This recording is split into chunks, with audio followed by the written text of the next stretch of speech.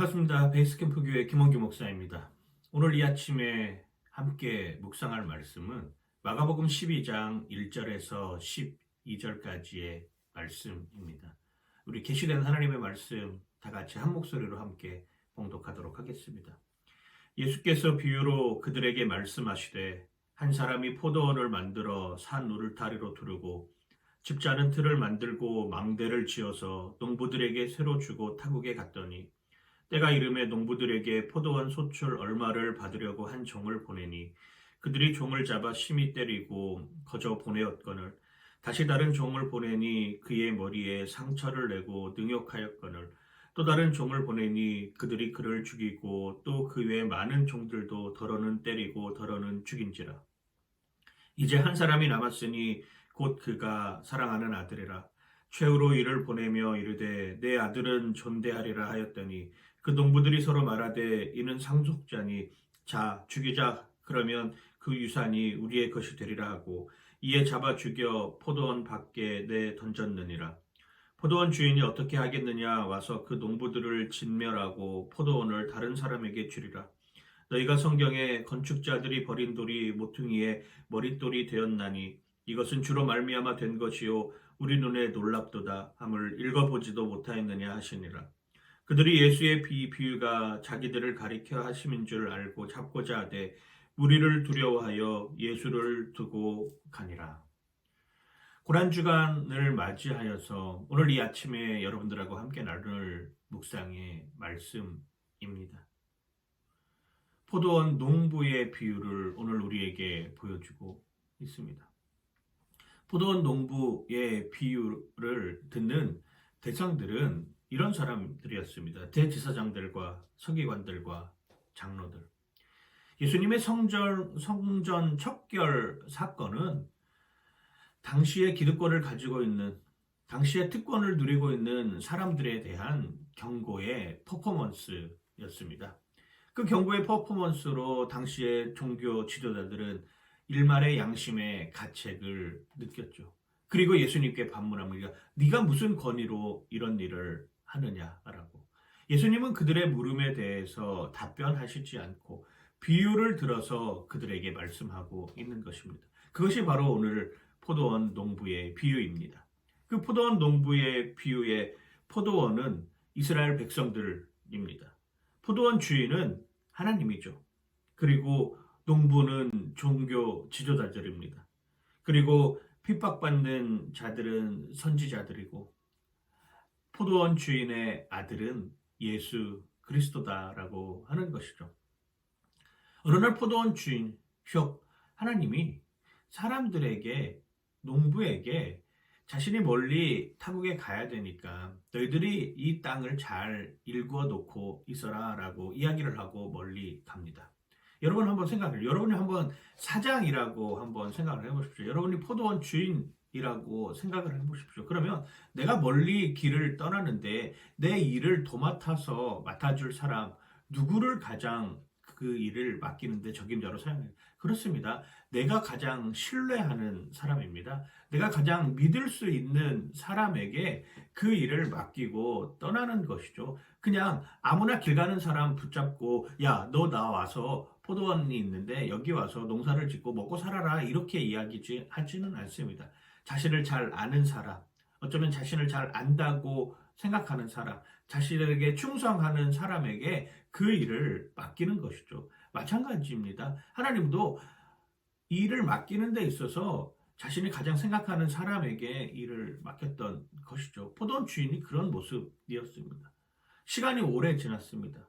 주인이 올 때가 됐는데 오지 않습니다. 그랬더니 어떤 마음이 듭니까? 아, 이 포도원이 내 것 같다라고 하는 생각이 듭니다. 이게 특권이라고 하는 것이죠.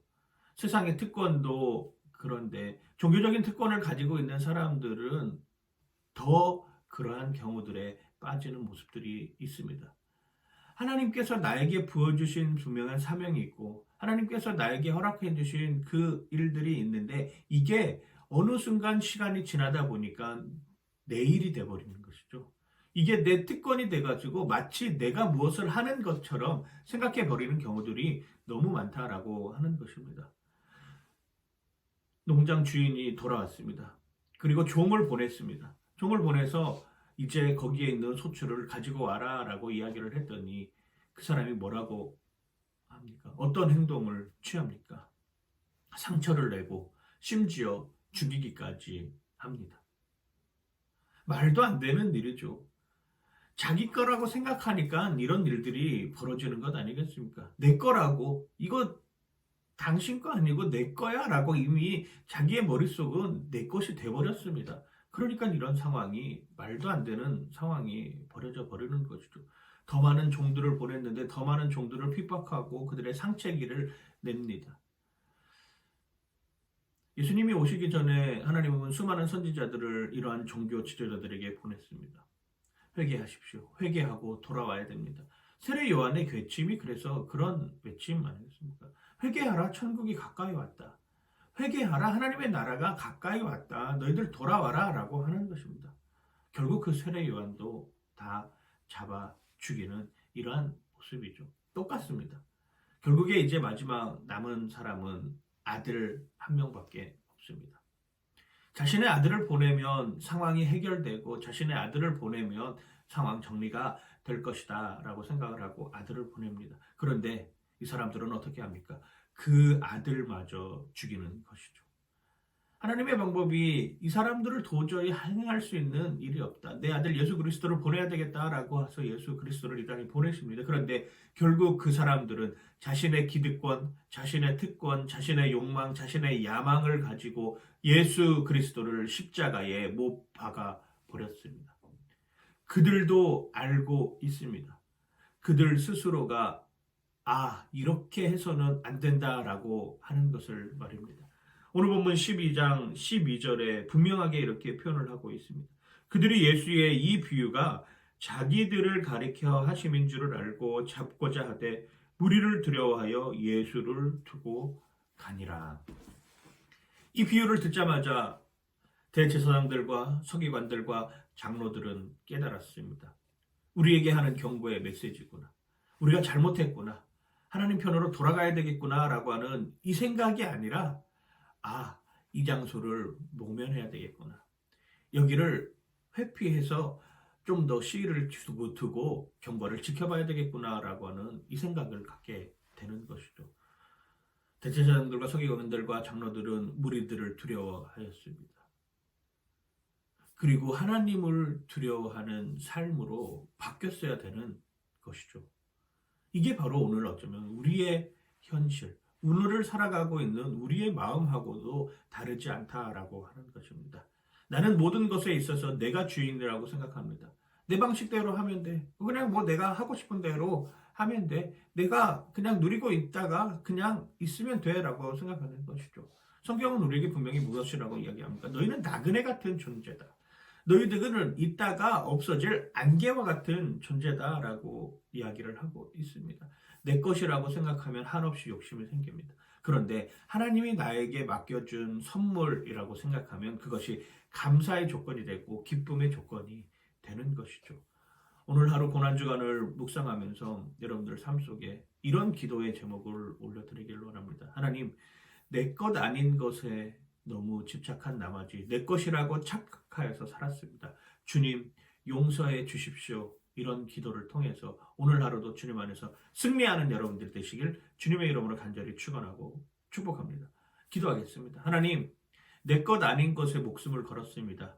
내 것 아닌 것을 채우기 위해서 마치 이것이 내 것인 것처럼 생각하고 하나님을 등한시하고 하나님을 외면하였습니다. 결국 그 아들을 십자가에 못 박혀 죽게까지 만들었습니다. 하나님, 이러한 사회적 특권에서 벗어나게 하여 주시고 특별히 종교적 특권에서 벗어나게 하여 주시고 내가 정결한 모습으로 거룩한 모습으로 하나님 편에 서 있게 하여 주시옵소서. 감사드리며 예수님 이름으로 기도드립니다. 아멘.